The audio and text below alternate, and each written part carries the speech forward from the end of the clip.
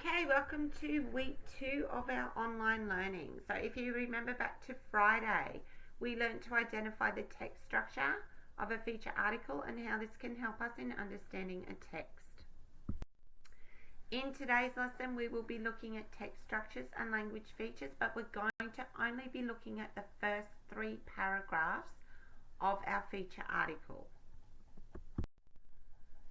Our learning intention and success criteria today, we are learning to understand the text structure and language features of a feature article, and we will know we are successful when we can identify and explain the text structure and language features of a feature article.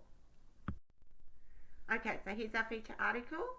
So all we're doing today, once again, is we're looking at the headline, we're looking at the byline, and we're looking at the summary lead, which is those first 3 paragraphs. Okay, so if you can recall back when we were talking about language features, we were talking about emotive language.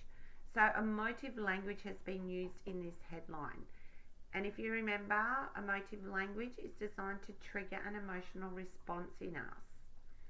So when you hear the words Ruthless March of the Toxic Invader, how does that headline make you feel?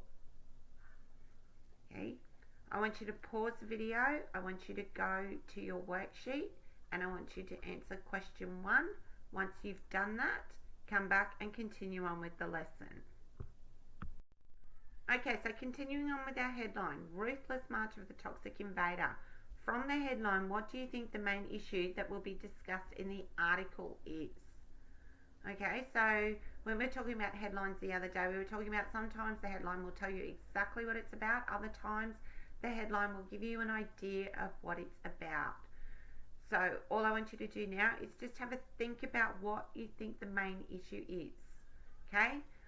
Pause the video, go to your worksheet, answer question 2. Once you've done that, come back and continue on with the video. The byline. Okay, so that's the information that's provided underneath the headlines, and it's written in italic. And our byline is, nothing will prevent the cane toad from becoming part of the Australian landscape. So once again, the byline there is there to engage the audience, but also allows the audience to identify the author's opinion. Okay, so when we're talking about an opinion, we're talking about the expression of a person's feelings that we can't prove. Okay, so this byline, nothing will prevent the cane toad from becoming part of the Australian landscape. This is the author's opinion. So what I want you to do now is pause the video, go to your worksheet, answer question 3. Once you've done that, come back and continue on with the lesson. Okay, so let's look now at the summary lead. So the first 3 paragraphs in this article are known as the summary lead, and they're the ones that, and the summary lead provides us with those 5 W's, the who, what, when, where, and why. Okay, so we're going to go further into these paragraphs in our next lesson, but for now we're just having a look at it and we're just recapping that information, that it's those 5 W's, who, what, when, where, and why. Okay, so let's have a look here on this screen. We have Ruthless March of the Toxic Invader, that's our headline. Nothing will prevent the cane toad from becoming part of the Australian landscape, that's our byline.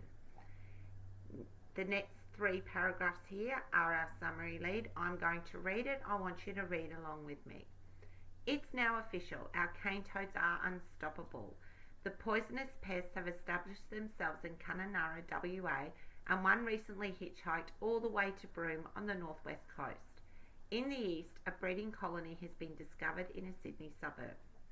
So, not only have the toads hopped 2,500 kilometres across the top of Australia from coastal Queensland, where their forebears were released as a biological weapon against the sugarcane pest in 1935, but they're also heading south. Native to South and Central American rainforests, these giant amphibians have adapted so well to our conditions that they're happy even in our arid interior. Toads are breeding in Longreach and Windora in central West Queensland, and they're infiltrating the NT's desert regions via the Victoria River.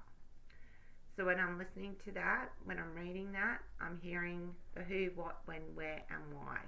You'll also notice too that vocabulary that you had a look at last week, that came from the first 3 paragraphs, our summary lead, our headline. I don't think it came out of the byline. I don't think there's any words in there, but from our headline and from our summary lead, that's where we got that vocabulary from last week. So when you're reading it and you're listening to it, you should be able to understand what they're telling us in that summary lead there. Okay, so let's have a recap of our language features. Okay, we were talking last week about formal language and informal language, and formal language was where we would find that sort of information in newspaper articles or textbooks. It uses more polite words.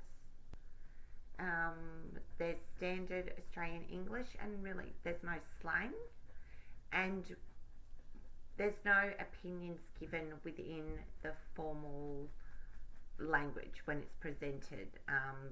It's persuasive language in it, but there's no actual opinions given in it. Okay, and the informal language, that's the spontaneous, casual language you use when you're talking to family and friends. Our nouns, we have the common, the proper, and our pronouns. And our noun groups, which is a group of words relating to or building on a noun. We have our verbs, which are our doing words. We have our facts, which are statements that can be proven true or false. And we also have opinions, which is an expression of a person's feelings that can't be proven. And the emotive language, which is a language that's used to trigger those emotional responses in you. So that's the end of today's English lesson. What I would like you to do now is go to your worksheet and answer the remaining questions on your worksheet. Once you've done that, go back, check over the work that you've done, check for your spelling and your punctuation. You can come back and you can use their PowerPoint as reference if you're not sure about something. But that's it. Once again, that's it for today. So we'll be back again tomorrow, where we'll be continuing on looking at our feature article. Okay, have a great day.